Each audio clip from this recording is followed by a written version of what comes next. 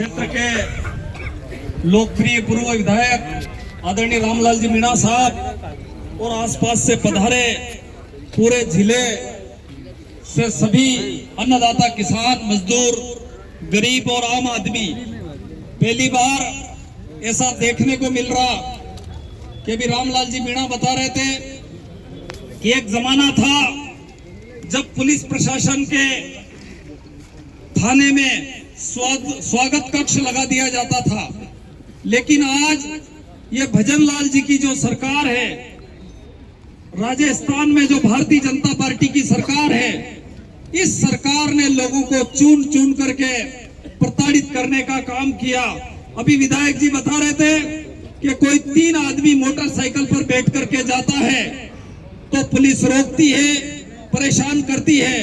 829 के नाम से, 815 के नाम से और 818 के नाम से फर्जी प्रकरण बना करके यहाँ तो ठीक है, राजस्थान से सूंघती सूंघती मध्य प्रदेश में भी आकर के वहाँ के किसानों को सताने का काम यहाँ की पुलिस करती है।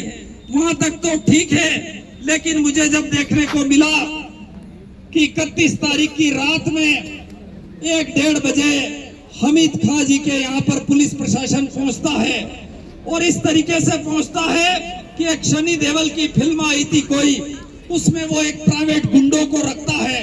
उसी तरीके से यहाँ दीपक बंजारा नाम का कोई सीआई है और मुझे लगता है कि हमारे ठीक बगल में एसपी साहब का कार्यालय है और यही सिटी का जो थाना है वो दीपक बंजारा वहां पर बैठ करके रात में जो है कि किसान को परेशान करता और उसको इतना मारता कि उनका पैर टूट जाता है, लेकिन एसपी के कान तक वो बात नहीं पहुंचती है। मुझे लगता नहीं है कि किस प्रकार का एसपी यहाँ पर बैठा हुआ है और किस प्रकार का प्रशासन यहाँ पर चल रहा है कि एक आदमी को चुन चुन करके उसके पैर तोड़ दिए जाते हैं और अवाम आज 5-6 दिन हो गए हैं 5 किलोमीटर दूर तक पैदल जाकर के जब यहाँ पर आते हैं और आकर के यहाँ विधायक जी आकर के बात करते हैं, लेकिन दूर दूर तक प्रशासन नाम की कोई चिड़िया नजर नहीं आती है। मैं सोचता हूँ कि पुलिस के वहां लिखा हुआ होता है देशभक्ति, जन सेवा, उसका अर्थ ही इन्होंने उल्टा कर दिया है। लोगों को चुन करके प्रताड़ित करना, परेशान करना। और ये जो शाकिर भाई है, इन्होंने मुझे बताया कि हद तो तब हो गई कि जब उस व्यक्ति को, उनके बेटे हैं, इनके पिता को मार मार करके उनके पैर तोड़ दिए और उसके बाद जाते जाते उस दीपक बंजारा ने उसमें 8/29 के नाम से FIR में नाम डाल दिया। इससे ज्यादा शर्मनाक बात क्या हो सकती है। मैं सोचता हूँ हम लोकतंत्र में जी रहे हैं, इस देश की आजादी में हम लोग जी रहे हैं और इस आजादी में चूंकि सरकारें जो होती है वो आपके वोटों से होती है।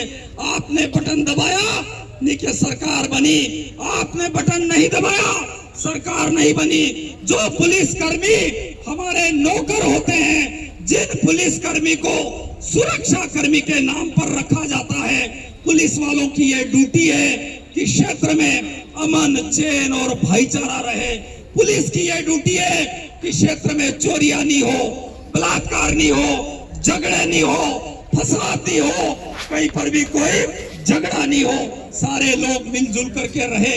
पुलिस की ये ड्यूटी नहीं है। मैं एसपी साहब के कान तक अगर मेरी बात पहुंच रही है तो मैं ये उनसे आग्रह करना चाहता हूं कि आपकी पुलिस की ये ड्यूटी नहीं है कि किसी सोए हुए आदमी के घर में रात में जाकर के आप इस तरीके से मारे। हमारे बंजारा, हमारे जो क्षेत्र के मीणा समाज के लोग हैं, हमारे गरीब लोग हैं, जिस प्रकार से अभी रामलाल जी मीणा ने बताया कि जो भी गरीब आदमी दिखता है उनके कपड़े देखते हैं, उनके जूते देखते हैं और उस आदमी को प्रताड़ित करते हैं। मेरा सभी साथियों से अनुरोध है कि इस लड़ाई को हम सब लोग मिलकर के पूरी ताकत के साथ, पूरी शिद्दत के साथ हम लोग लड़े। आप राजस्थान वाले अकेले नहीं है, हमारा पड़ोस में मध्य प्रदेश लगता है। कल ही शाकिर भाई और 2-3 जने, ये जो हमारे अल्पसंख्यक के जो अध्यक्ष ये आए और इन्होंने कहा आज मध्य प्रदेश से भी कम 100 से 150 लोग वहां से जो एक पूरी ताकत के साथ आ गए, हमारे मंदसौर के पार्षद और सारे लोग वहां करके आ गए। राजस्थान वालों से अनुरोध करना चाहता हूं, रामलाल जी से निवेदन करना चाहता हूं कि आप अकेले नहीं खड़े हैं। जहां भी अन्याय होगा, जहां अत्याचार होगा, उस अन्याय अत्याचार के खिलाफ लड़ने के लिए हम कंधे से कंधा मिला करके आपके पीछे पीठ बल की तरह खड़े रहेंगे। और मुझे उम्मीद है कि ये समय निकल जाएगा, ये कोई ज्यादा नहीं है। एक दिन वापस सत्ता आएगी, फिर सरकार आएगी और रामलाल जी विधायक बनेंगे। आप चिंता नहीं करें। चुन चुन करके जिन लोगों ने आपके साथ अन्याय किया, जिन्होंने आपके साथ अत्याचार किया, जिन्होंने आपको प्रताड़ित किया, परेशान किया, उसका सबका हिसाब लिया जाएगा। जय हिंद, जय भारत। बर्खास्त करो, बर्खास्त करो।